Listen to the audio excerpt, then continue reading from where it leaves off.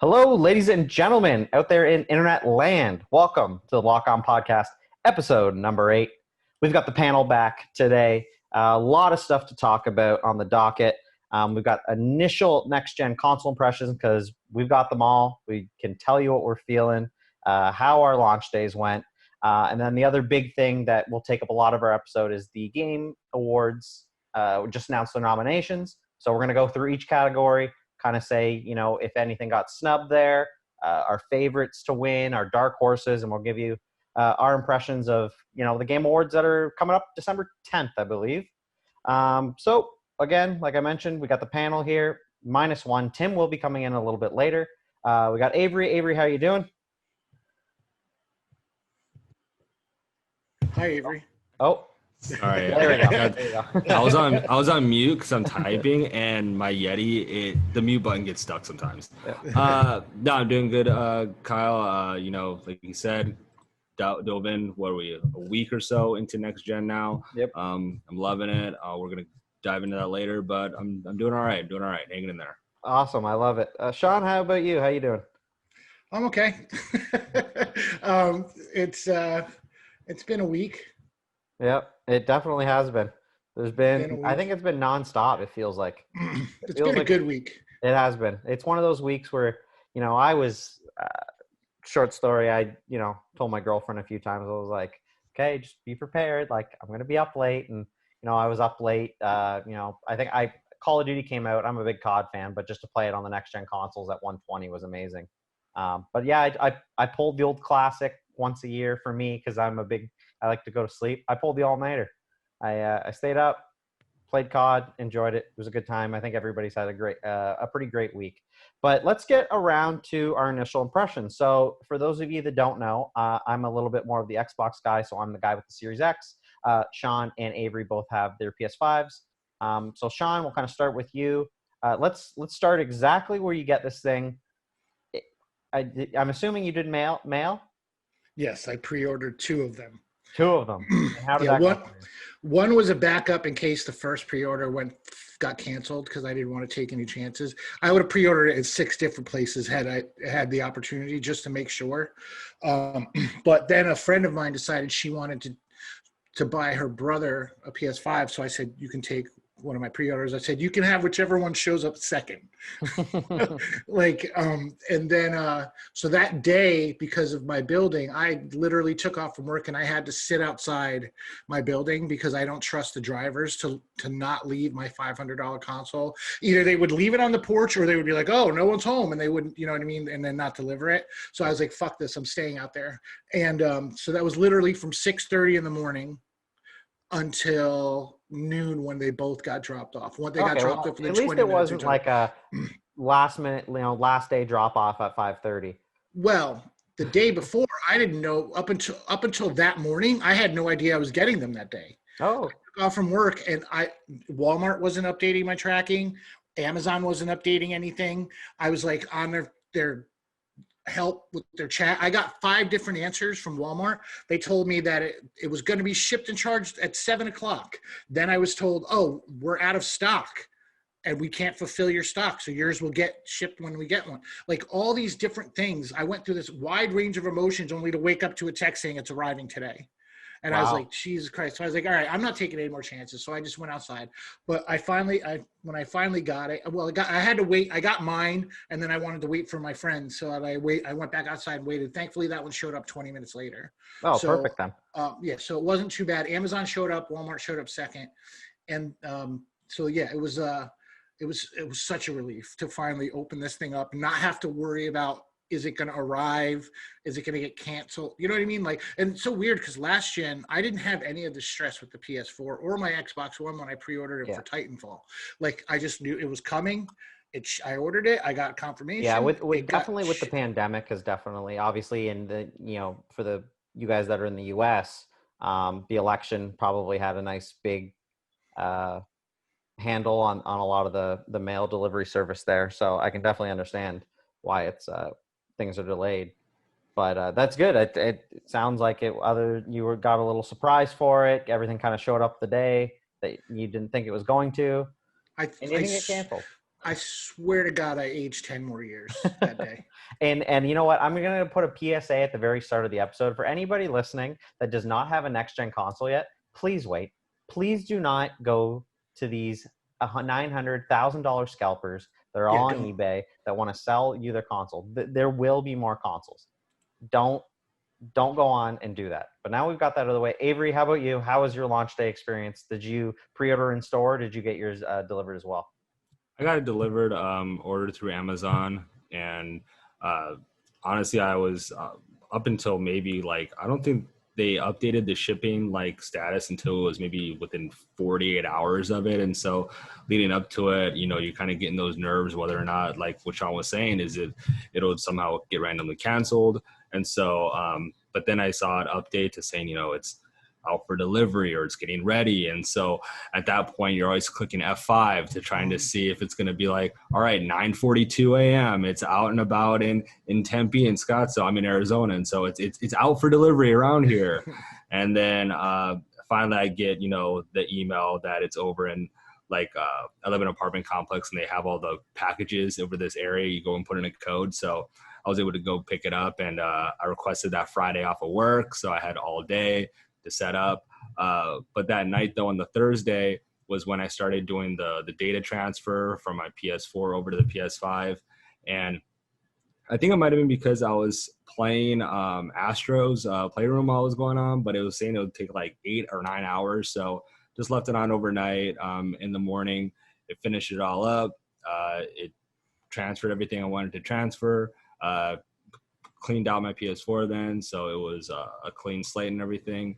And honestly, I mean, yeah, I've had a couple crashes with it, but nothing too crazy or anything like that. But I do agree with you though, that if you didn't get one at launch, do not fall prey to those scalpers, because honestly, it's not worth the $900,000. I mean, if you're willing to spend that, just buy a PC at that point then. Yeah. But I think no, it's going good. It's I would definitely still, if I had $1,000, I would still buy a PS5 over a PC. I think I would probably end up spending it on something that wasn't video game related if someone gave me $5,000. No, $1,000. $5,000. I would spend $1,000 on the video game console. I'll just buy 5 PS5s then. Yeah, that's so I'm the one that I pre-ordered in the store, and it was a good experience. I went in the day before, and you know what? I guess I have a question for both of you, just really quick. Are you keeping your PS5 or PS4 or Xbox One consoles? Or are you getting rid of them? Are you trading them in? What's your plan there? I'm gonna, well, originally my plan was to keep my PS4, do what Avery did, transfer all my data to my PS5, because I don't know if you remember, my launch PS4 died, so I just to tide me over from August to launch or September to launch, I bought a new PS3 Slim. So it's relatively new. I don't have a lot on it, so it's not too much. Most of my stuff was in the cloud, but the problem is that I don't know. I want to make sure that there's an issue with the Watchdogs, the Watchdogs Legion. They give you instructions to be just upload it, and then when you start the game, press download save from cloud. And I did that, and it's saying there's no save available. And I'm looking at it on my system and in the cloud. I'm like, no, there it is. It's right there. So I don't want to start the game all over again. So I'm holding on to that for a little while longer to make sure, to see if Ubisoft sorts that out. And then I'm going to do what Avery did. I'm going to wipe it, and then I'm just going to hard reset and sell it. Yeah. I think there's definitely a lot of people that are going to be looking to sell. So obviously, I would assume the price that you can get for them will probably come down. But any kind of money that you can put towards an extra controller or game or something like that is always worth it. I mean, I'd be happy if I could sell it for $150. Yeah. I'm going to sell it with some games. Yeah. You bundle everything up, throw a controller in there with it. You're good to go. You'd be surprised at GameStop, because my friend checked online to see what their trade-in value was, and he has a PS4 Slim, the 1 terabyte, and I think they would give him $150 for that's just the console, and then for his Xbox One, they were offering them, I think, 120 or $100. Mhm. But he was like, damn, like I think it was like 250 for both the consoles. Yeah, so I traded mine in. So I was, like I said earlier, I am the person that pre-order and store at EB Games, which is the Canadian equivalent for We have that GameStop. here. Yeah, okay. We have EB Games here. Yeah, so I work at an EB Games. oh, okay. Yeah, I traded mine in, and I got a promotional deal because I traded in towards my pre-order. I got for the X. Yeah, I think everyone just needs to understand it sucks because you look at how much you paid for it, and you have to remember it was years ago, and prices come down, and there's a lot of those out there. But it always hurts when you're like, oh, I'm getting like half of what I paid for this thing, even though it works perfectly fine. But I ended up getting $230 for my X, which I was pretty happy That's with. really good, man. Yeah, I was really happy with it. It was a good price, and it was a really easy experience. But anyway, yeah, kind of jumping back from our delivery service is and our day spent waiting. I think we can all agree, was your guys' first day with the console the let it sit there and transfer / download things?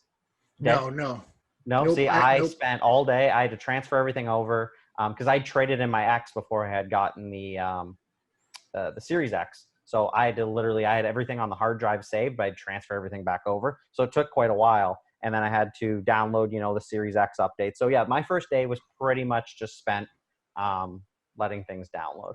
No, I played video games on my first day. So, Yeah. as soon as I set it up, the setup was a lot easier because you could just scan this QR code Mm-hmm. from the app when you were signed in, and it just basically put all your settings into there for your account and stuff. And then I just basically I bought Demon Souls. I went right to the store, bought Demon Souls, started downloading that, played Astros for like an hour. Then I took before I started playing my PlayStation, I took a 2-hour nap because I was exhausted because I had to wait outside 6 o'clock. Then I did all that. And I just played video games all day. As soon as Demon Souls was done, I fired it up. That's Yeah, good. I was. Yeah, no, I would have much rather had done that, but I didn't get the option to kind of transfer over. Like I said, I traded stuff in earlier, but yeah, in terms of Astros, I guess Avery, did you was it about an hour for you? Did it feel straight up like just a tech demo? It was cool. I guess what my question is it the type of game where if someone doesn't play video games and you're like, hey, you should check this out to see what the PS5 can do, just based on like the controller alone and showing off some of the features, would you show off Astros? Absolutely. I thought Astros did a phenomenal job in demonstrating the DualSense controller and how all the little vibrations, the haptics, how everything when it's firing on all cylinders, how great it can be. When you are able to utilize everything that it's offering, and not to mention, I thought Astros was more than just like a tutorial like that. It's a great game.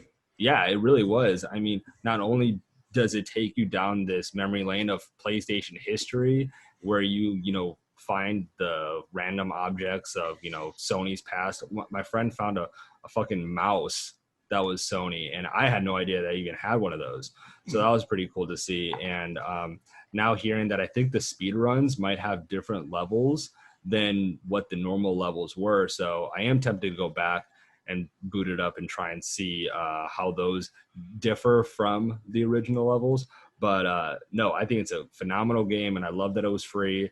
I was, like I said, playing it while I was downloading my the data transfer. Granted, I haven't gone back to it because I've been spending time with Miles and Demon Souls, but it's great, and I do want to get back to it. That's People are underselling what this is. Yes, it's a showcase for the controller, but it is a legitimate game. Mm-hmm. It's a legitimately well-designed, super polished video game. Would you put it up there alongside something like a Wii Sports?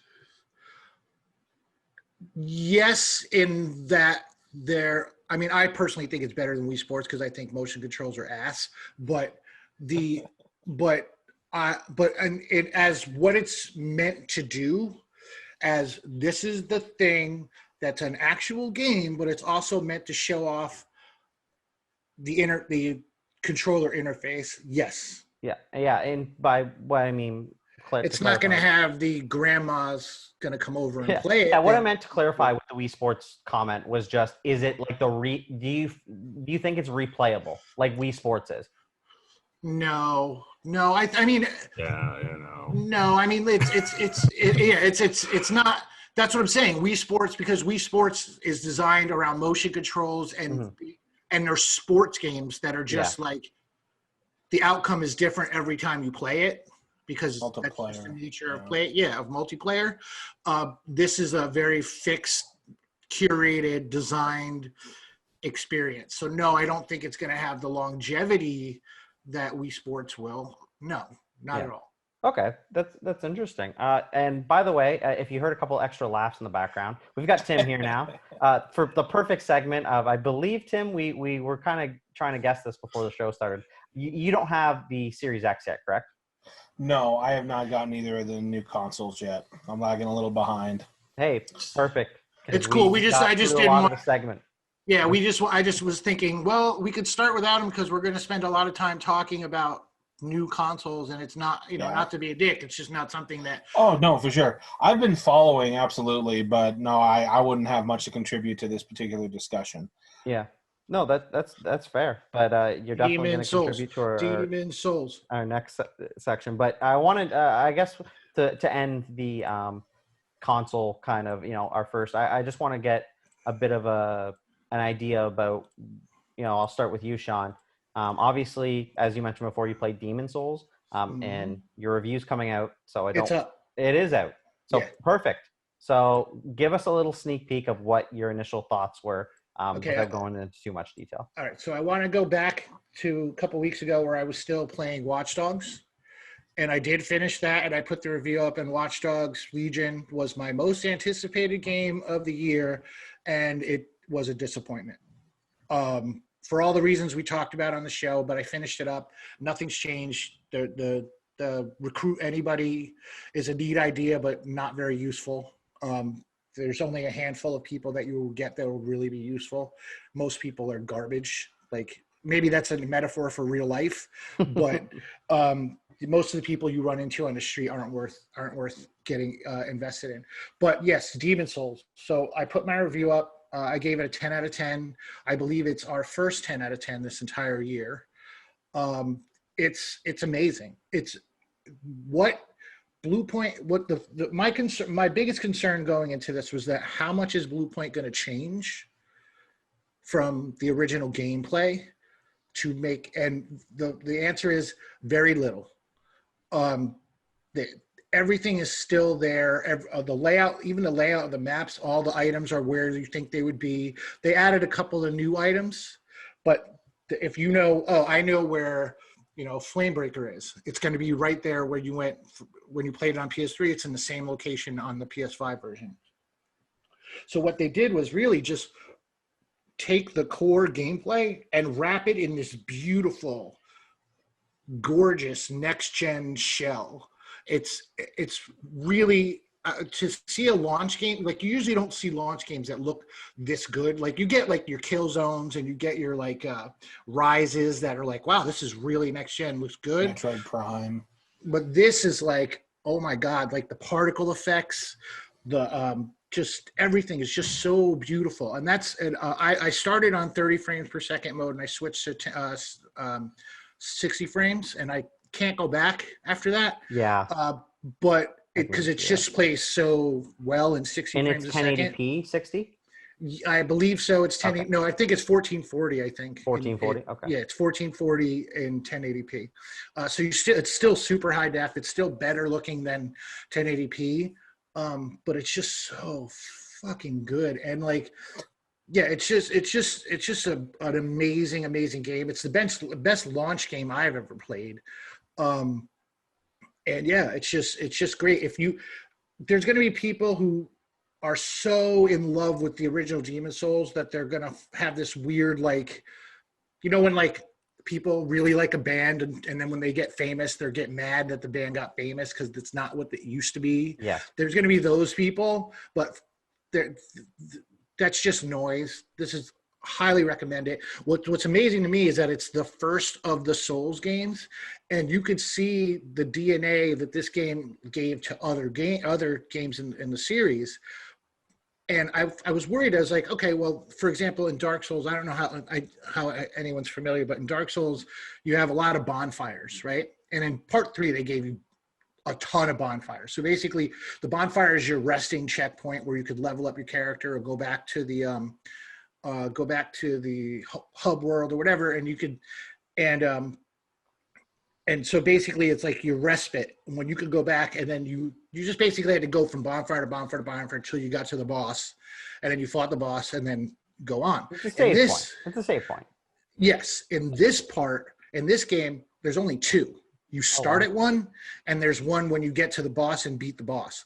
So your best bet is to get to a shortcut, and even the shortcuts aren't like that short. So it's this big, huge labyrinthian map that wraps back around to like where your starting point, so that it makes you so you don't have to go all this way on the left. You can just go a little bit shorter on the right, and then you get that. So it doesn't have that. You can keep saving, like you have to keep going, or you have to go back, and then once you touch that save point, all the enemies respawn. So it's a very it definitely holds on to that kind of more old school, not handholdy type mentality with the game, and that's good to see that they've held on to that, because that's what Demon Souls and Dark Souls kind of is. It's an homage to those late 90s, early 2000s games that are all, hey, here's your one checkpoint, make it to the next checkpoint, better not die.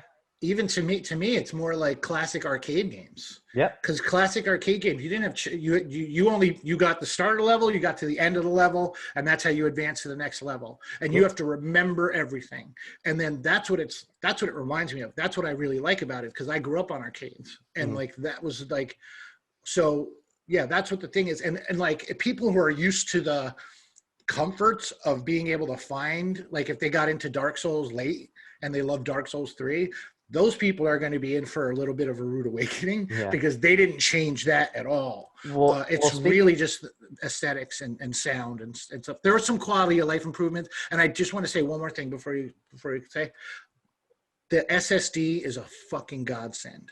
That thing is incredible. Like, as somebody who has died a lot of times in all of these games, you die and you sit there and look at a load screen and it tells you some lore about a piece of an item, and you're like, okay, great. And then you go back in. This, it's like you're dead. Boom. You go right back in. You're back in. Like from home screen to in the game is less than 23 seconds. It's like 23 seconds. Yeah, that's what I'm really experiencing on my Series X as well, is just it's hard to, because when you tell people, you're like, oh, I got a next gen system for load times, it's like, why would you do that? But it's not until you really experience it. It's true. It's like you don't really realize how much time you've wasted looking at loading screens. And I just did a bit of a so with Cold War that came out, before I played the campaign, I wanted to go back and replay the first Black Ops campaign again, because I love it and I haven't played it in a really long time. And I'm playing it. It's one of those games where I looked at my achievements, and it's one of those Call of Duty games like, oh, I never beat this on Veteran. And Veteran on old Call of Duty games is the most annoying thing in the world. The AI is still dumb. They just do stupid amounts of damage to you when you die. So I'm so used to waiting. But it's just like, even on these old games and in all of these games, just like you die, oh, you're back. And it's like, oh, I just blinked. Like, what is this? So yeah, I definitely agree with you there. And to end the segment here, I just want to go over to Avery. Now, you're kind of the opposite of Sean. You've never played Demon Souls before. You haven't been too big into the Dark Souls franchise prior to this, have you? Right. Yeah, no, I first tried Bloodborne a little bit, but I played about maybe 6 hours of total time, and I think I only progressed maybe 30 minutes in the actual story. Now with Dark Souls, I mean, after Sean told me about that royalty class, I was able to actually beat the first boss. And so I gave myself a nice pat in the back with that.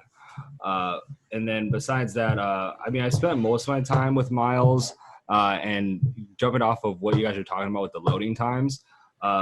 So I don't know if any of you played the first Spider-Man in, what was it, like 2018 or whatever. you could fast travel and, you know, Peter would just kind of chill in the subway. It would take about, I don't know, 20, 30 seconds maybe, but it's a nice little thing seeing him like relax in the subway.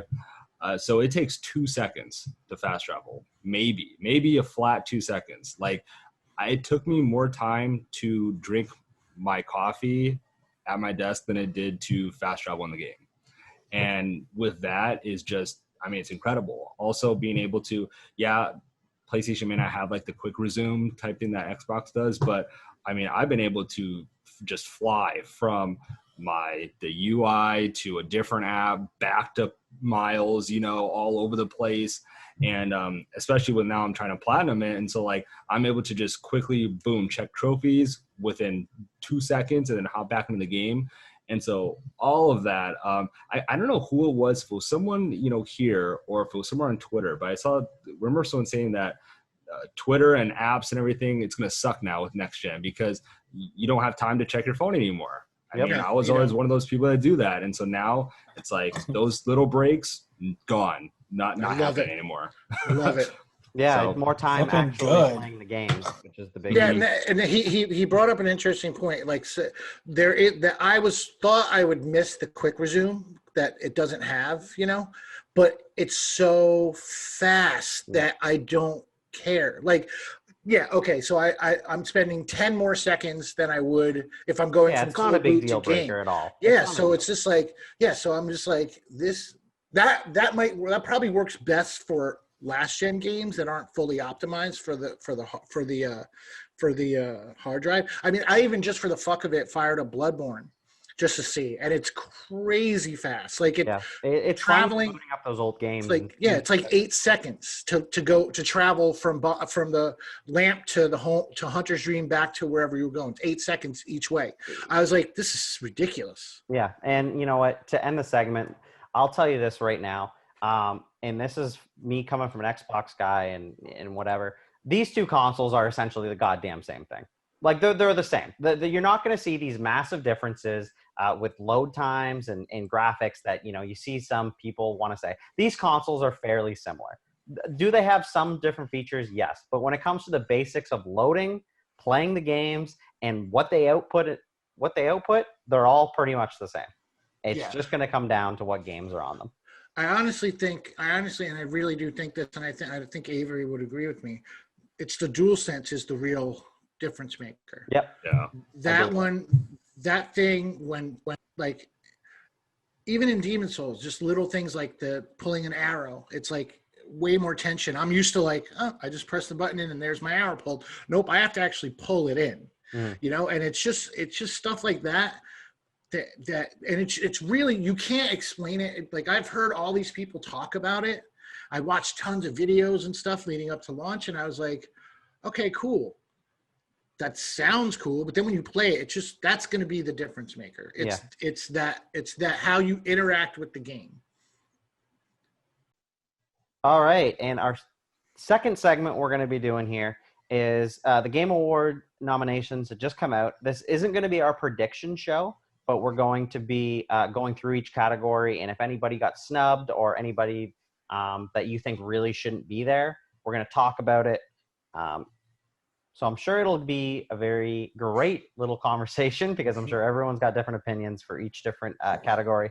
But let's start. We're going to start with the big one because obviously Game of the Year is the one that everyone wants to.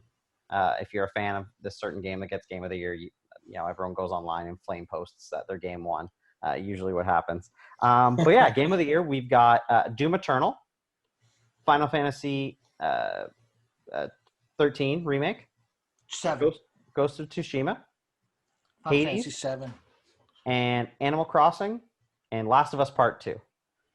Avery, I'll kind of start with you. Do you like all of those names in that category?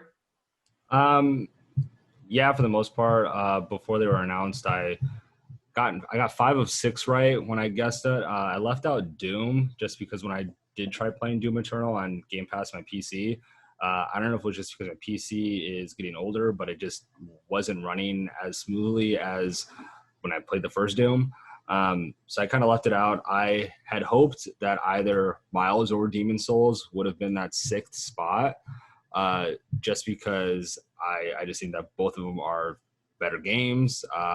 They also, I think, bring a sort of maybe not like a cultural impact with them, but like the way that Sean describes Demon Souls and the whole Souls games, how they have evolved into their own genre themselves, and how it kind of basically started with Demon Souls, and the fact that I think it's one of the most beautiful game I've ever seen on a console, and how smooth it plays. And then again with Miles, the fact of having a black character be the lead of a game, and the massive amounts of representation in the game.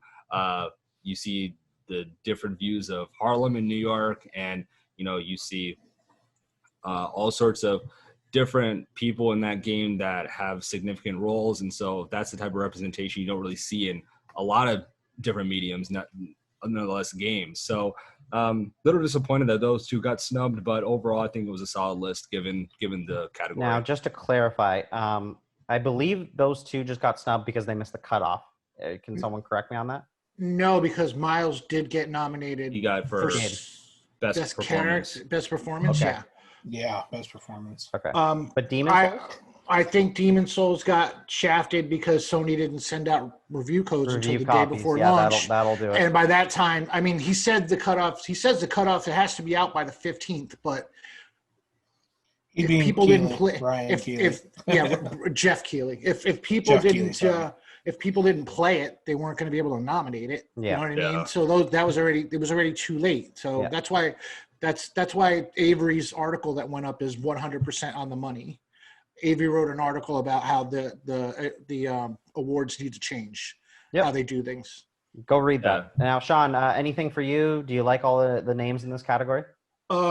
I physically have a negative physical reaction to any and all things Animal Crossing. I hate when people talk about it. I hate looking at it. Now, that's just your personal opinion, though, right? Like, that's not... Well, of course it's my personal opinion. No. I just mean the game isn't actually bad. The game isn't actually a bad game. You just don't... I can't possibly fathom how it's a good game. You do nothing. There's no game to it. You just do chores. Why is that a video game? That sounds terrible. It looks terrible, and it sounds terrible. So yes, that being on there at all just makes me want to vomit and turns me into a bigger misanthrope than I already am. Hades, I heard, was great. I want to play Hades. It's just not on any of the platforms that I own right now, but as soon as I can, I will. I agree with Avery. I think I haven't even played Miles Morales, but I know it's a better game than Doom Eternal. Doom Eternal's good. It's just not as good as Doom 2016. Yeah. And that was a great game. Deciding to take itself seriously and put a story into Doom was dumb. The Marauders are the worst thing to happen. The second worst thing after COVID are the Marauders. Whoa. So they're terrible. Other than that, yes, you know how I feel about The Last of Us. It's my favorite game of the year. I knew that there was under no circumstances where I didn't think that was going to get nominated. And the same kind of goes for Final Fantasy and Ghost of Tsushima. I figured they were going to get nominated. I knew an indie game was going to take up a spot. I didn't know which one. So Hades makes sense. But yeah, then there's, of course, the bane of my existence, Animal Crossing. How about you, Tim? Is there anything specific that you wanted to see, or do you like all the games on there?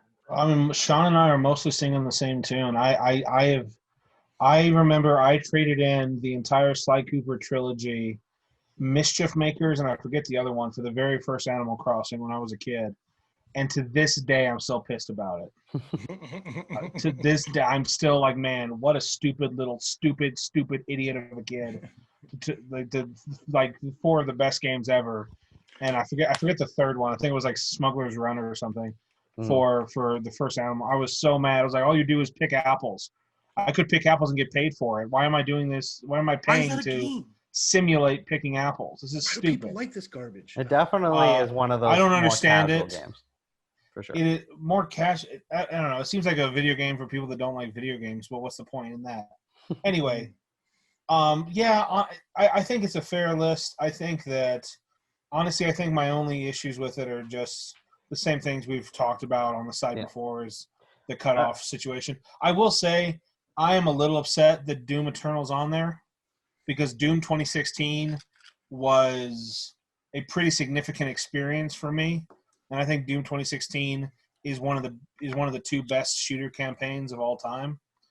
And I thought Doom Eternal was a fun, but just it was an incredible disappointment. It was an incredible disappointment to follow up to this one of the two best shooter campaigns of all time. You know, same thing. Is fun. The gameplay is fun. Yes. But the Marauder is just such a the Marauder should have been the one boss and never seen again. But they constantly threw him in. The entire second half of the game just gets completely chopped to bits because of that one enemy type. It's incredible. Yeah. I thought that the way the music was synthesized differently was strange. I didn't like that at all. Well, they had those issue with the composer. I don't know if you remember that. Yeah, how they didn't let him use real instruments or something, or they changed it to be synth, and there was just bad communication and bad experience on both sides, so they were just split. So that was disappointing. It just honestly I'm a little disappointed that it's on there just because I would rather the team be who made that be encouraged to learn from their mistakes. Yep. Rather than getting nominated for all these awards and so people like the changes we made, let's keep that up. And I don't think that reflects the people that really loved Doom 2016. Yeah, this makes me dread. Reflects. This actually has me not looking forward to the sequel as opposed to when I was looking forward to this game. Yeah, well, that's fair. Because I'm they're probably going to stick together with. Also, I think maybe they had too many abilities for you to have to switch between, and so some of the sense of just being a jackhammer tearing through demons kind of went away because it became a little too puzzle-like, just a smidge. But I don't know. I just would rather them not be richly rewarded for what I perceive as being a mistake. Okay. No, that's some fair points. For me, one word, Ori. Should be there. Should be there over Doom. Should be there over Animal Crossing. I agree with you 100%. Ori should have been in there. It is easily, if not, it's not graphically, but just art style. You show this to someone, and anyone will say, wow. That's beautiful. Just the art style is beautiful. It's a beautiful game, and it plays fucking like a dream. It's good. The only thing for me personally, on my experience that I dinged it for in my review, is that it did have some hiccups on the Xbox One X, technical issues. Yep. But beyond that, if you can get that game, which I heard it runs perfectly on Series X. Yep. That is one of the most phenomenal. That's a phenomenal game. That should have been on there. Yeah. Before 4K. Yeah, I haven't played it yet, but I'm just excited. 4K, 120. That game already ran amazingly well, and just the controls were fantastic at 60 frames per second. Yeah, I can't imagine 120, dude. Yeah. Jesus. It's super. Anyway, that should be on there. I won't go into too much about it because you're right. It's probably the best looking platformer ever. Yep. And I'm somebody who's in love with the Donkey Kong games, but honestly, I think it may be the best looking platformer ever. Mm-hmm. Yep. Avery, any kind of changes that you would make? No, I mean, like I said, those were what I thought, Doom Eternal. I wouldn't have put it in there. Yeah. But looking at the nominations as a whole, this is why people always say that it's the games that matter. That's what's going to push the market. It doesn't really matter whether Microsoft has quick resume. Game Pass is great, but at the end of the day, PlayStation had 22 games that received nominations. Xbox had 8. So hopefully that number starts balancing itself out a bit, in the next year or two, after these studios at Xbox have been stockpiling, starts pumping out these new games. But right now it is a lopsided affair. I think they will. For sure. No, I wholeheartedly agree with you there. I think hopefully we're going to see some fruits of the Xbox's labor come in. Let's hope, starting with Halo Infinite, because that needs to be almost perfect at this point. That needs to be at least a 9 or a 10 game for people to say, okay, that was worth it. But let's obviously we're going to spend a little more time on Game of the Year, but let's kind of shuffle down the list a little bit. Best game direction, so best kind of creative vision and innovation in a game. You've got Final Fantasy, Ghost of Tsushima, Hades, Half-Life Alex, and Last of Us Part 2. Right there for me in terms of vision and innovative game design. Ghost of Tsushima really stands out to me personally. And same with Half-Life. Half-Life, I think, in terms of game design, from what I've heard, I haven't physically played it, is it changes the way you look at VR, which obviously anything when it gets that kind of praise should definitely be in that category. Anybody kind of disagree with that? Well, I mean, I haven't played Half-Life Alex, and that's the problem with locking a game on a platform I'm never going to own. Yeah. But if The Last of Us has got my vote on that direction in that part too. I feel like that's going to be a very common theme to a lot of these categories. No, I definitely switch it up, but I mean, objectively, I played 3 of these games. I played Final Fantasy, Ghost of Tsushima, and Last of Us. I love Ghost of Tsushima, but to me, it is a samurai Assassin's Creed game, just with better combat. Okay. So I don't think I think the wind stuff was kind of cool, but really all it is just a gimmick. It's really just a waypoint. It's no different than like those arrows that you would see when you're playing on like Saints Row, where it tells you to turn left here. That's pretty much what it is, except you just swipe up and then it shows you the wind in this direction. With The Last of Us, and this is why, like, on the paper, you're going to be like, okay, you're just doing the same thing. But the amount of variety and stuff that they throw at you in that gameplay and how you can approach each situation is truly great. There's a guy on Twitter, I forget who he is, but he used to post these videos of him in like these like little combat scenarios, and he was doing shit. He did shit that I was like, wow, I played this game completely wrong 3 times. And it was just the amount of depth that they put into the combat and the design and the way the way you interact. Like I said, the way you can approach every combat scenario is pretty great. And Final Fantasy is good, but I don't feel like I didn't feel like all powerful at the end of that game the way I did when I played it originally back in like on the PlayStation 1 by leveling up and stuff like that. And it's a little too curated for me to be like, it's good, but I don't think it's the innovative. Hades, like I said, Hades looks great, and I'm sure Half-Life is great, but it's just I have no played it. Yeah. Tim, anything for you in this category? Honestly, I haven't gotten to play many of these games. Yeah, I'm the same way. A lot of PlayStation representation here. I will say that because of Sly Cooper and the Sly Cooper is probably one of my favorite series ever. It's definitely my top 5. So the fact that Sucker Punch is still out there doing some incredible stuff with Ghost of Tsushima makes me very happy, and so that's my favorite to win, just because I have an affinity for that studio. So much of an affinity, you decided to skip the platform they're on. Yeah, and 2 of their games this year. Well, Halo, they're not making Sly Cooper anymore. That's the thing. Yeah, but Infamous is really good, and so it goes to Tsushima. Yeah. Avery, anything for this category for you?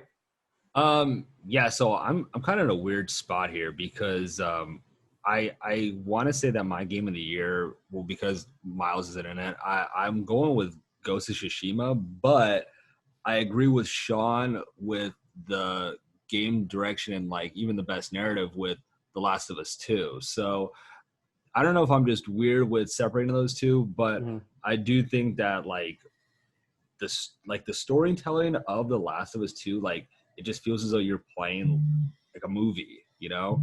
Yeah. And I don't know if it was just because of the setting of Ghost of Tsushima and like the fact that, you know, the combat was flawless. And like one of my favorite parts of all year was finding, speaking to this one storyteller, and then it has like the art across everything, and like the Sean, you know what I'm talking about? The paint. Yeah. And I'm doing a really shitty job describing it, but I loved it. And that was probably my favorite part of everything. I don't want to undersell Ghost of Tsushima. It's right now. It's currently my 4th favorite game of the year, behind Last of Us, Demon Souls and Ori. There is one section of this game that's one of the best things I played all year.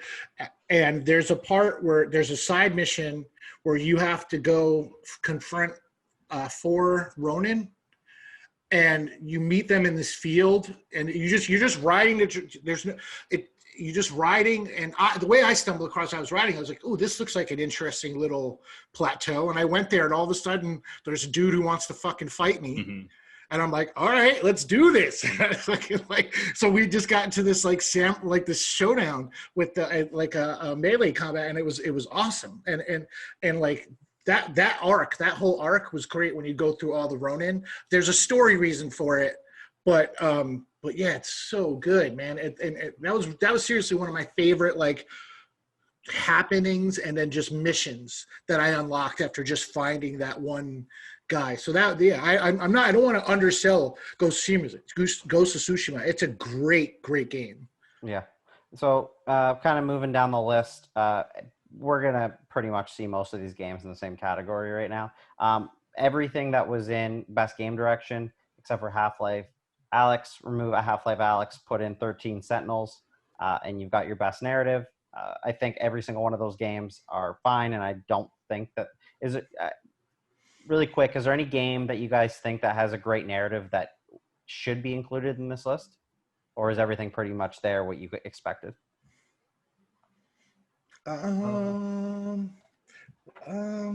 mean, yeah, I guess. I want to also just double down on what Sean was saying about Half-Life Alex, and that like I have seen people on Twitter, harping that it's probably one of the biggest snubs. It should have been included in Game of the Year, but I'm with Sean on this, is that if you have a game that unfortunately 90% of people are unable to play, then it may not garner that type of good publicity that kind of fuels that to get in there. Especially when, again, it's like if you were to, it's like in the Oscars, and a movie wins Best Picture and you've never heard of it, you can just go and watch it, immediately. You don't need any special equipment. Versus if Half-Life won Game of the Year or something, I can't just play it. I have to go out and get a whole damn headset and stuff and learn how to do virtual reality. And so that's the major difference. And it sucks for it, but what can you do? And it's also the way it's not just like Jimmy, our assistant editor-in-chief, was talking about how it got 68 reviews. And I'm like, yeah, that's 68 critics that reviewed it. But it's not just those 68 critics that do it. It's other people. It's these team of people at these outlets who get to play it. And if everybody at that outlet didn't play it, it's not going to get the support. You know what I mean? Especially not for the biggest category of the year. It can get these subcategories, but it's not gonna, you know what I mean? So I don't know. But in terms of best narrative, I just looked at my top 10 list, and no, these are the games that I would have expected to be there. Yeah, I agree there. Best art direction, again, Final Fantasy, Ghost of Tsushima, Hades, Ori included in this one, and then Last of Us Part 2. I'm pretty sure that no one can disagree with absolutely anything there because they're all beautiful looking games. Again, I think most of us, I don't know, have any of you guys played Hades? I think I'm the same way. No, yes. I don't. You have, Avery. Yeah, I played on my Switch. And good looking game. Yeah, I think it's really fun actually. And I was playing it, I think I want to say 2 or 3 months ago, and it had me addicted for like a week.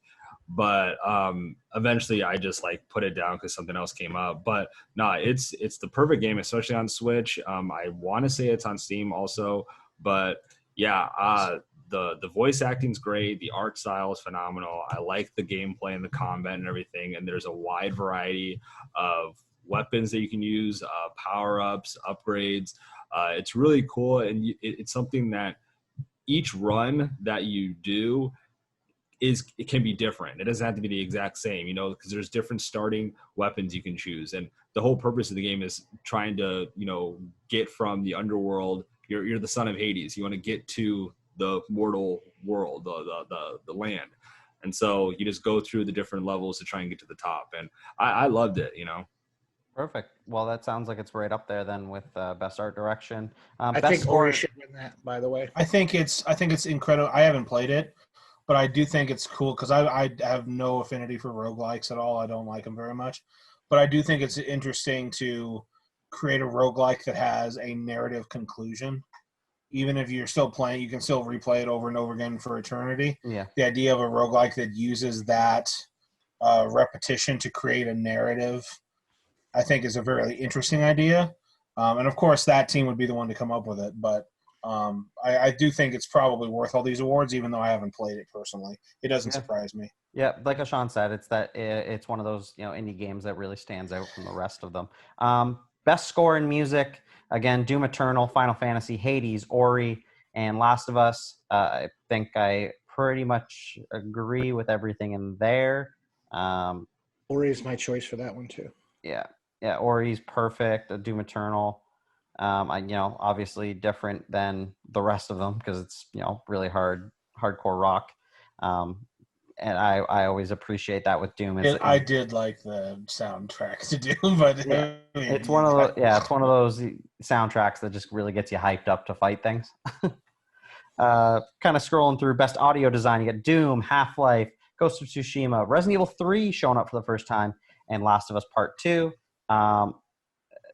In terms of sound design, Resident Evil 3, interesting one there. This is probably the toughest category for me. Yeah. Who do you have up there? Because it was a toss up between Resident Evil 3 and The Last of Us, but I went with The Last of Us. But Resident Evil 3 is still worthy. Just like little things like the ambient noise when you're running around the on fire Raccoon City and that little section, and then just hearing stars from the fucking Nemesis, just fucking, especially in that first playthrough. Like by the time I played that game like 6 times in a row, I could beat it in like an hour and a half or like 2 hours at that point. But but that first time you're like, oh shit, it's like it's so terrifying. Yeah. And then we kind of move on to best performance, which again is really based on if you played the game all the way through, because a lot of these performances will be done. They'll give their best performances at certain times in the game. That's pretty much how it is. Even in movies, that's how it is. Again, you've got Laura Bailey as Abby in Last of Us Part 2, Ashley Johnson as Ellie in Last of Us Part 2. I'm not even going to try and pronounce the Japanese name who voices the main character in Ghost of Tsushima, but he's up there. You've got Logan Cunningham as Hades in Hades, and then you've got Najee Jader as Miles Morales. Again, it's Daisuke Tsuze. There you go. That's Daisuke Tsuji. Sorry. Now, Avery, you were really strong on the Miles Morales as a black character kind of having representation. Do you think he was a very strong performance by the actor as Miles? Yeah, I thought I was talking to my girlfriend about this because we were debating, just talking about both like, Peter versus Miles and how their characters are kind of similar, but also a bit different. And, I honestly, Sean, like you gave Dark Soul or Demon Souls a 10. I ended up giving Miles a 9.5 because it was too short. It was only like an 8-hour game. It's like a glorified, DLC. And so that part did suck about it. But the time that I did spend with it, I thought he was incredible as Miles. I mean, he was very pure-hearted. He still had that innocence in him. The turmoil that he has to go through in those short few hours, going through battling the Tinkerer, finding out their secret identity, having to deal with his family issues. His father died horrifically in the first Spider-Man. So that is weighing on him still. And his performance, I thought was really great. Up until then, I was for sure going to say either Laura Bailey or Ashley Johnson as either Ellie or Abby, maybe a dual winner there, because I think one needs the other for them both to bring out the best of each other. But no, I mean, at the end of the day, a lot of these categories, I won't be disappointed with who wins. Yeah, I'm the same way. I gotta disagree with Avery that Ashley Johnson and Laura Bailey need each other because they have so little time together actually in the game. So, but the thing, most of Abby's performance in that game, she doesn't even know who Ellie is at that point. So I did want to say the reason why I'm going with Laura Bailey on this one is because by design, you are supposed to hate her. You hate her when you start playing as her. So she does her job. So by the end of that game, I loved that character, and I wanted her just as much as I loved Ellie, just as much as I loved Joel. I loved Abby, and I totally understood where she was coming from, and a lot of that is because of that performance. So that's why she's getting my thing. To turn me around from hating you to actually caring about you and wanting, rooting for your safety and well-being, that is something crazy that I've never experienced in a video game before. So quick question. Does your feeling towards Abby as a character, as when it changes, midway through when you switch over and play as her and see her side of things, is it more the performance or more of how her story is written? Like, is it more of the writing direction? No, because you can't have one without the other. Because you could write a great story, but if the performance isn't good, then it's not going to matter. Oh, I know. I was just wondering, just because, like you said at the beginning of the game, you are meant to hate her based on how the story is written. No, but even when the game starts, even when her story starts, you are still hurting from. You've spent 20 hours right alongside Ellie on this revenge quest to kill this woman. And even at the start of the game, the moment I started playing as Abby in the beginning of the game, I remember going on Facebook saying, I know what they're doing and I hate it, but I love it. Because I knew that I said, this person wants to kill Joel. And this is going to be, I knew that she was going to be spoiler alert for The Last of Us. Quick spoilers. Okay, we got to keep it going on, guys. Putting the cart before the horse there. So yes, that is, yes. So it is absolutely the performance. The writing is there for her to give the performance. Mm-hmm. Okay, we got to keep moving on. I get that there's a lot of differences with the Last of Us Part 2. That's why it's up in so many categories. It's because it's a diverse game. It has so many different things for different people, which is why it definitely deserves to be up there. But anyway, continuing on. Games for Impact, not to be rude to any of these, but I'm assuming other than maybe Tell Me Why, because it was an Xbox, advertised it. I don't think any of us have played any of these games. We're not too big into any games. Have you guys played any of these games? I've heard good things about Spiritfarer, but it doesn't. It's a sit around talking to characters game, and I would just rather that be a podcast. Okay, moving on. This is an interesting category because it's always based around the games as a service, which unfortunately is a thing. But when it's done well, it can be done well. Best ongoing game is going to be Apex, Destiny 2, Call of Duty Warzone, Fortnite, and No Man's Sky. No Man's Sky is an interesting one because I feel like No Man's Sky isn't best ongoing game. It's best. We've turned this shit around from terrible game to pretty decently, fun game. So I'm happy to see that out there. I'm a little biased here because I play a lot of Apex Legends. I think Apex Legends is, even I understand battle royales aren't for everyone, but I still to this day believe Apex is the best battle royale because it's based on Titanfall 2, and Titanfall 2 is one of the best shooters of all time, in my opinion. Except it's missing all the good stuff from Titanfall 2. Yeah, the Titans, exactly. But I think it's the best. I think it's the best of the battle royales. Yeah. Can you guys think of any other games as a service that should have been up there, or are these all the ones that you pretty much when you think of games as a service? I'll have more to say. Oh, what? My favorite's a Division 2, and that's not on there. So where's Avengers? In the garbage where it belongs. Where the hell is it? Okay. Best indie game. Carry On, Fall Guys, Hades, Spelunky 2, Spiritfarer. Tim, you said you heard good things about Spiritfarer. If we're basing it on popularity, it's probably going to be Fall Guys, which is, even though it's funny because I feel like Fall Guys was an extremely popular game. And then Among Us came out, and everyone forgot about Fall Guys. I think Fall Guys looks great. I haven't gotten to play it, but I think it looks super fun. I played one game and deleted it. I think Hades will win. Yeah. Small rant about Fall Guys. I'll make it. Really I want to quick. play Carrion. Yeah, Carrion actually Heard does good look things about interesting. that, But too. anyway, small rant about I Fall got Guys. bored of Carry On pretty fast. My biggest problem with Fall Guys right now, and even on the like, if you're into like streaming in the Twitch community and the competitive community, you'll know what I'm talking about. I don't understand how we've taken go back. Fall Guys is essentially Mario Party. Let's not bullshit ourselves. It's essentially Mario Party with an ongoing game of way more people. Can you imagine if we went back to the early 2000s with like the mainline Mario parties and we decided, hey, Mario Party, let's make this a goddamn esport and make it competitive? Because that's what Fall Guys is. Fall Guys ruined itself because everyone took it so goddamn seriously, in my opinion. And it's not a game. It's supposed to be, if I want to go smoke some weed and just chill and laugh with friends. That's what I think of when I see Fall Guys and when I've played it. And now it's just become this ugly, disgusting, it's super competitive, like people paying for goddamn money with this game, for money. Well, and it's just, yeah. Look, You can't really control what we talked about earlier. This is what I'm talking about with the market deciding. Yes.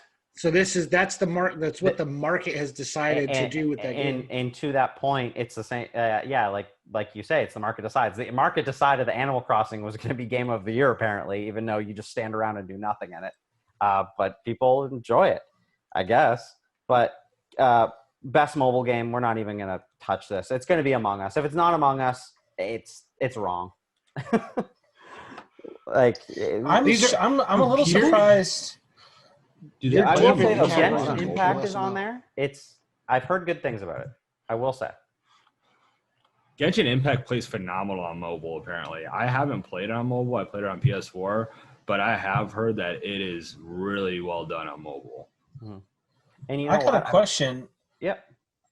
Isn't Among Us not? How does Among Us qualify? That game's been out for 3 years. Because this is the interesting thing, and I actually did look into this. I believe it's because Among Us came out on mobile this year.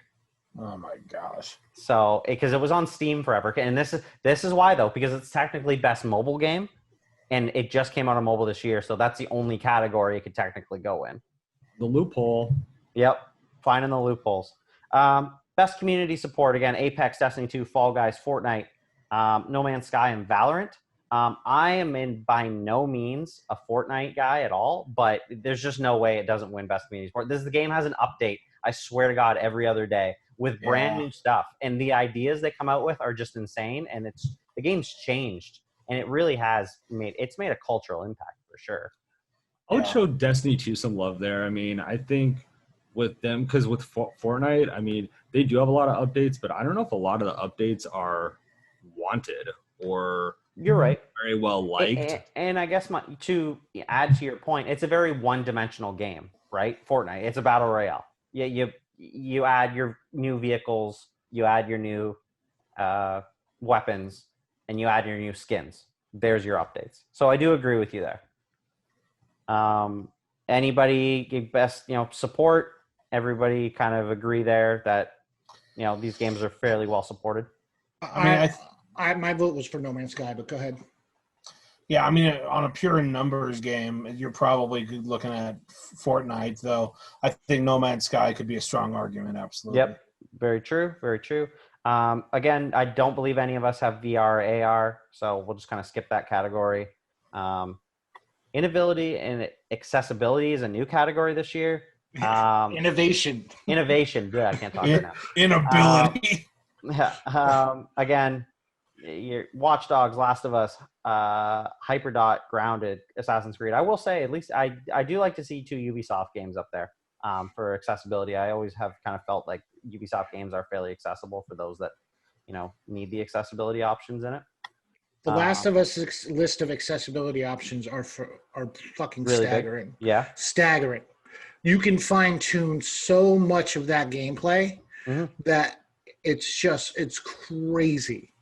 You know how you spend a lot of time customizing a character in a game? You could do that in this game. Wow. All right, next category we've got Best Action. You got Doom Eternal, Hades, Half-Life Alyx, Neo 2, its first nomination that we've seen on the list, and Streets of Rage 4. Anything there? So I looked at this and I started getting really offended that Ori wasn't on the list, and then I got to best action adventure, and I was like, oh, okay, there it is. All right, so yes, I thought Ori was going to be on that, but yeah, I was like, yeah, it says what? the action genre focused primarily on combat. Mhm. So I'm assuming that is more where Ori has combat, but it a lot of it is platforming. So I kind of get that. Yeah, well, I didn't read any of that. I saw that best action, and I looked at the 5 titles. Yeah. Best action adventure: Assassin's Creed, Valhalla, Ghost of Tsushima, Spider-Man: Miles Morales, Ori and the Will of the Wisps, and Star Wars: Jedi Fallen Order. Which, again, I feel like a lot of the games that come out at the start of the year kind of get shafted with a lot of because Part of the year. That game came out at the end of last year. Yeah, so start of the year is what I mean. That's why it's going to the suck. award season. Yeah, exactly. Their award season. Last of Us Part 2. I think this category personally is the hardest category. It's going to be hard to pick because all of those games are amazing. I love The Last of Us 2. Yep. This is not a category I would have put this in. Not compared the other games in this, I think exemplify for best action adventure game combining combat with traversal and puzzle solving. The combat is very good. I guess theoretically you could look at the environments as puzzle solving, but I think that's the one category I think they shouldn't be in. And so my vote goes to Ori for this one. Yeah. Tim, Avery, anything in this category for you? I would say probably Miles again. I just think with the added abilities that he has that Peter doesn't, with the bioelectricity and the ability to turn invisible, kind of adds a bit more to what was already a pretty smooth combat system from Spider-Man 2018. And so just utilizing those abilities, not only to fight all the baddies, but also doing certain missions that I think when the next sequel comes out, you'll be having missions that you'll be forced to play as Miles because you use your electricity to power up generators around the city. You use those to work machinery or operating doors and everything like that. And so that was a great way to kind of differentiate the two. Well, that's a good thought.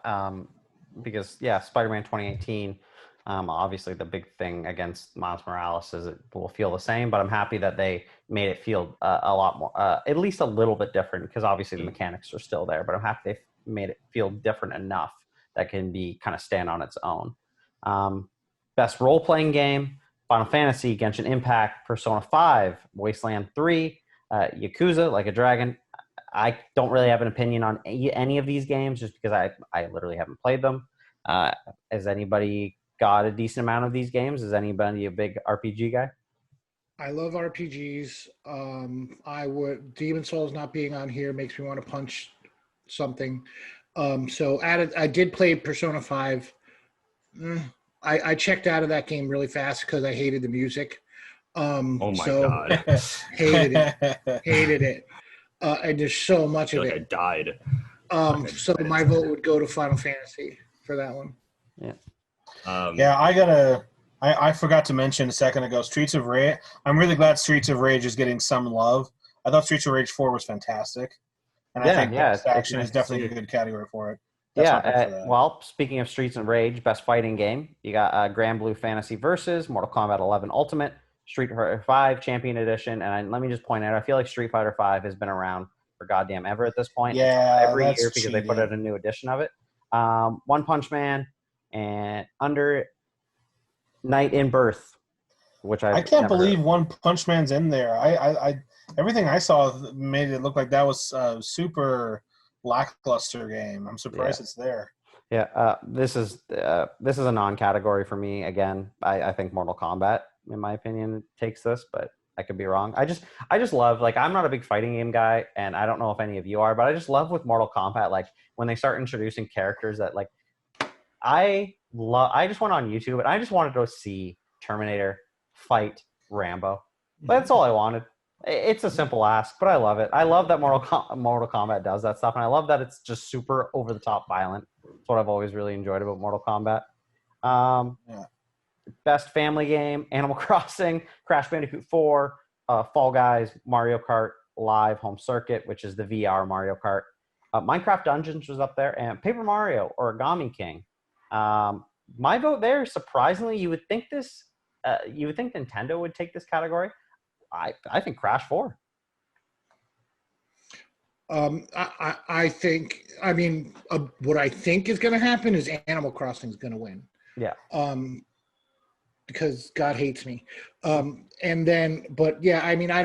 played Crash 4, but that family game, my ass, like it has a cute aesthetic. That game's fucking hard. Yeah, it is.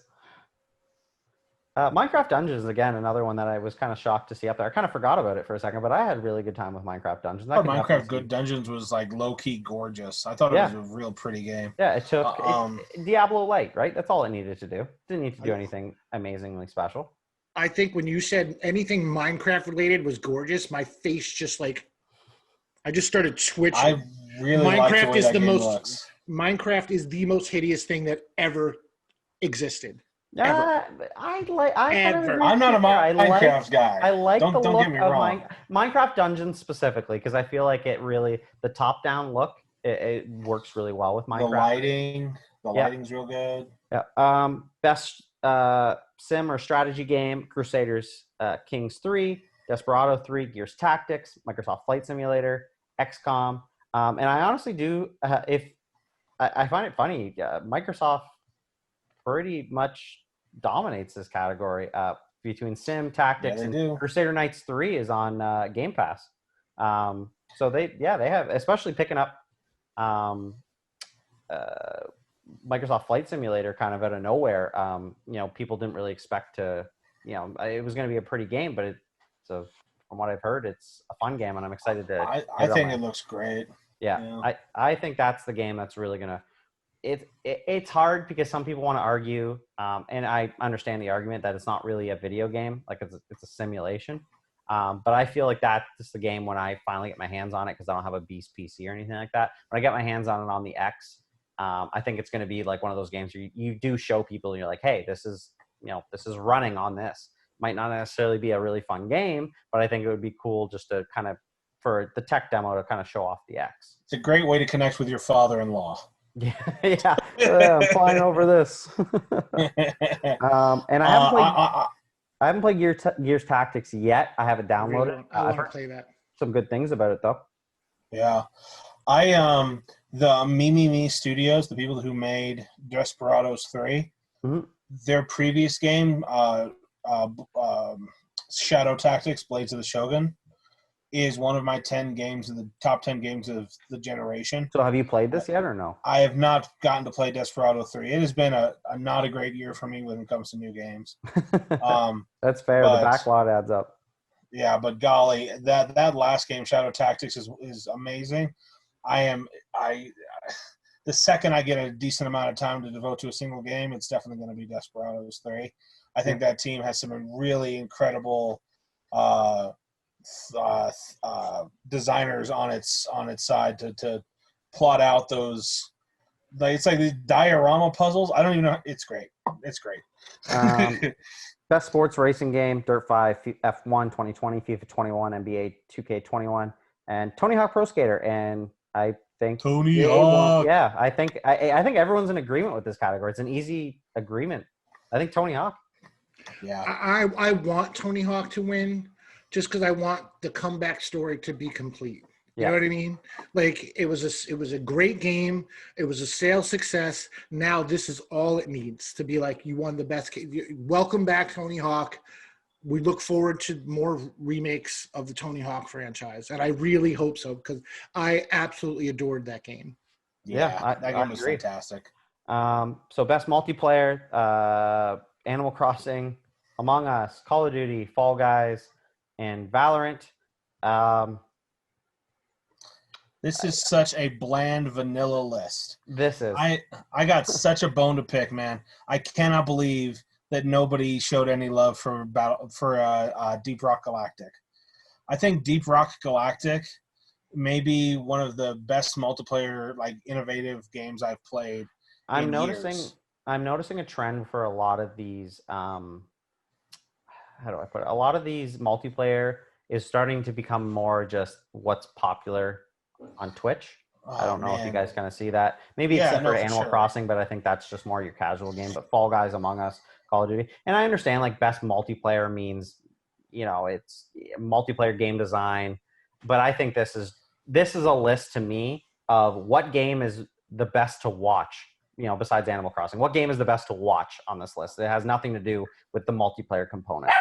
Man, no, on Deep Rock Galactic, everything from when you're in your ship and the four dwarves can drink beers and throw the mugs at each other and then dance to the jukebox, and then and then you're kicking barrels around and the AI is telling you to stop, and then you go down to the planet and those missions, it's procedurally generated.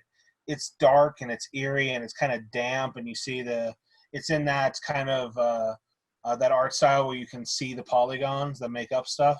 It definitely sounds like I need to check this one out then. Oh man, and you're helping each other out, the four teammates digging up crystals and digging up your stones or whatever, and then all of a sudden you look up and you see a single bug and you're like, oh, piss. It sounds like it should go into like if they made a co-op game category, because multiplayer, in my opinion, sound like you need to verse. Fair enough. Like, it is a It co-op. to me, it should be competitive. Yeah. And we're going to, there's a lot of esports and content creators, whatever. Best debut game. Now, this is an independent studio, so it's only indie games. You got Carrion, Mortal Shell, Raji, an Ancient Epic, Roki, and Phasmagoria. Okay, I can't pronounce the name, but I've heard pretty good things about it. I heard it's very scary. Phasmophobia, yeah. You guys, have any of you played any of the indie games here? I know a lot of us aren't big indie game guy. If anybody, I would assume it would probably be Tim. Nope, I played Mortal Shell and reviewed it for the site. It's phenomenal. Yeah. Good game then. Yeah, it's one of the best Souls like. No, only in that it's not big. Okay. It's not a long game. No, it's a very short. It's a Souls like, very much a Souls like, but there's only 5 bosses. Okay. Usually, Souls games have like into the teens of bosses. So yeah, that's where the one aspect. It's just a really tight, really good Souls-like experience. Interesting. And I guess the last kind of category we'll look at, just because it is at least video game categories, best esports game. So AKA best competitive game with tournaments. You've got Modern Warfare, Counter-Strike, Fortnite, League of Legends, and Valorant. These all deserve to be in here. Maybe I still refuse to accept Fortnite, a battle royale that is all randomly generated loot, to be an esport.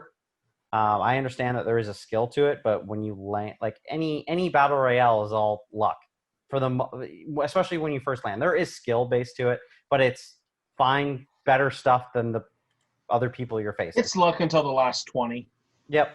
It's luck until the last 20. This category should be, in my opinion, again, I'm not a huge esports guy, and I don't believe any of us are too big into esports. Correct me if I'm wrong. No, I think watching other people play video games is dumb. Yeah, and I agree. The only esport I ever thought was cool was RTS esports, like StarCraft, but they don't do those anymore now. Yeah, I think we can mostly agree, even though we're not big esports. Counter-Strike's I will, we're not big esports guy here, but when I watch people play Counter-Strike, I legitimately question a lot of the time if they're actually human and how people can have reaction times like that. It's just incredible to me that people can hit sniper shots with the guy's head is about the size of a freaking penny across the map. Keyboard, man. Yeah, it's insane. But yeah, that was the Game Awards. It's kind of what we this isn't our full I know we gave some predictions in there. Yeah, we gave some, but not a full. Those will be coming in a later episode, a little closer to the Game Awards night, which is, I believe, December 10th. Yes, the 10th. The 10th. Okay. December 10th. So look for that week. We'll probably do a bunch of predictions. But yeah, that's our episode for this week. It ran a little bit longer, but that's hopefully everyone enjoys that. There's a lot to talk about, man. There's a ton to talk about in the world of gaming, for sure. Tim, anything you're working on right now? Anything you want to plug? I'm still playing Legion. I'm probably going to be doing a review for Need for Speed Hot Pursuit here soon. I know that game's been out for a little while, but I think it's worth taking a review look at. And probably the same for well, I'm going to be getting Call of Duty, so you and I are going to have to hook up on that and do some squad stuff. So yeah, no, I mean it's an exciting time to be playing stuff. Yeah, perfect. Avery, how about you? Anything you want to plug? Like we mentioned earlier today, I wrote that article about needing to change the eligibility period for the Game Awards. I have my Miles Morales review, I think, going out maybe tomorrow. Besides that, I'm most likely going to finish the platinum for it tomorrow, and then gonna get back to getting my ass beat down in Demon Souls. I'm sure it'll be an enjoyable experience. And Sean, how about you? What do you got going on? Thankfully, I put up my review for Demon Souls, so I'm done with that. I'm hoping to. Full disclosure, I already played Demon Souls back in 2015. That was my first time playing it, so I know the game. So if anything drastic happens within the next 3 bosses that I have left in Demon Souls, I will update my review to change it. But that's what I'm planning on doing. I'm planning on finishing that, and then I really want to jump into Miles. That's why I didn't have any opinions on it, because I haven't played it yet. I'm a one game at a time person. I don't jump around to games. That's just not who I am. If I do that, then that means the game that I just stopped playing to play something else has lost me. Yeah. So I'm going to, that's going to be my plan. I don't think there's really not much else coming that I'm going to review. I think from here on out, for the rest of the year, I'm just going to be trying to catch up on the 5 major titles so that I can have an informed, as possible game of the year opinion as possible. So I have the COD campaign ready to play. Probably not going to hold on to that from GameFly because I'm protesting their fucking obnoxious file sizes. So I'm just going to play the campaign. Then, of course, Miles, I have AC Valhalla on tap too. You're fully booked. And then I'm trying to. So here's the thing: I rent games from GameFly, so I have to beat one and send it back. So I'm going to beat Miles, send it back so that I can get Gods and Monsters or Phoenix Rising. Sorry, Gods and Monsters is the better name. And then Yes, it is. I'm going to beat COD so I can send that back so that I can get Cyberpunk. So I'm just trying to. So that's my plan for the rest of the year. Have we figured out who's going to be reviewing Cyberpunk yet? I've been campaigning for it, but honestly, man, I looked at it. I was pretty close. Like I was like, maybe. Honestly, I'll be honest with you though. It's just one of those games that I don't want to have to worry about thinking critically about. I want to go in and just be like, do I like it? Yes or no? I'll review it. It's a really hard game to review. I think it'll be an extremely hard game to review. I think it'll be interesting if Tim does one and then I do one. Yeah, get different opinions on it. Because I'll have the enhancements with the PS5 and he'll be playing on the base console. Yeah. So we can talk about like how they perform. And so it'll be a good contrast kind of opinion thing to have. I'll do it if nobody else wants to do it. But yeah, I'm for the rest of the year. That's my plan. That's my game plan for the rest of 2020. Awesome. For me, it's just I'm continuing motoring on through Call of Duty. Nothing really specific that I'm doing right now. Just enjoying the Series X and enjoying the upcoming holidays. So for all of you out there, take care of yourselves in this crazy world. This has been episode 8 of the Lock On podcast with a special ending segment from the dog. And we will catch you next time on the Lock On podcast.